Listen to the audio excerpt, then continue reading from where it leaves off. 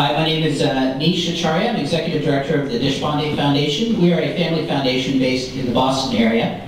And I'm going to throw a bunch of shapes at you as soon as my slide gets up here. But our work essentially, oh there it is, okay.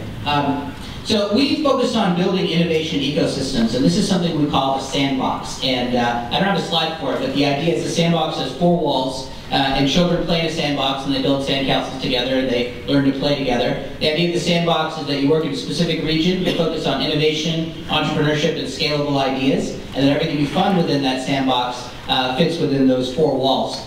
We do a lot of work in India where kids don't play in sandboxes, and that's always a fun explanation to give. But we recently launched a program in the Merrimack Valley, north of Boston, the cities of Lowell, Lawrence, Haverhill, and Judy Hogan's here from Middlesex Community College, and Mitra Grogan from Interrise, who are 2 partners of ours. And what we're really looking at is this bottom element of the pyramid. That the upper 2 levels are actually pretty well served by the people in this room and by our partners and others in the Merrimack Valley. There's a decent amount of high-tech companies.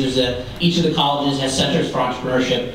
But when we're looking at scale, we're really looking at the bottom level of the pyramid. That if you want to fund 5 companies, you can find the investors, the mentors, you can find the students working on the next generation iPhone apps. But the real issue is how are you going to build a community of entrepreneurs? How are you going to build a whole, 10,000 entrepreneurs, of which 1,000 will actually get to the middle level where they need mentorship and support and seed funding, and then eventually you have a couple of the real home runs that come out of that to drive economic development and economic policy. So we're really focusing on the bottom level, and I think that's where philanthropy has a really important role, because that is that's an area that requires a lot of risk-taking and a lot of willingness to fail and experiment.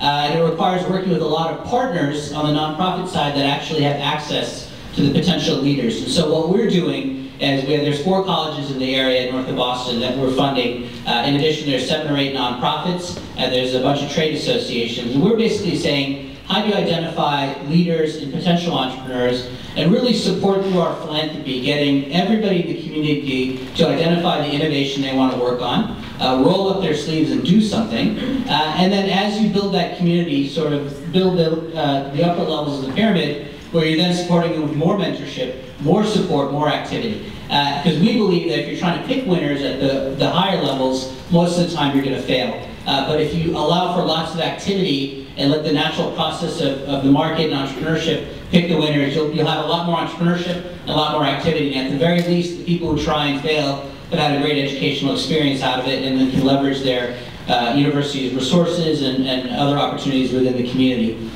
So we're really focused in the Merrimack Valley on building this pyramid. And again, our work is really in the early level. One of the other questions I was asked to focus on is why we work in second-tier cities and why we're working in Lowell and Lawrence. Well, from a philanthropic point of view, that was easy. Lowell, Lawrence, Haverhill have a population a little over 200,000, and they get about $5 million a year in private philanthropy. Boston has a population of 400,000, gets $150 million in philanthropy. So the bang for the buck is much bigger when you're working in second-tier cities. And when we launched there, we really just launched last December. And the first conference we had attracted 400 people from the business, nonprofit, university sector. And so what we found in these second-tier cities, including our work in India, is that there's already a great infrastructure. There's historic infrastructure from the Industrial Revolution in both those cities. There's a tremendous number of entrepreneurs, people who live in those cities, who move to Boston or elsewhere, who have a passion for their hometown, and there's good universities and colleges. And so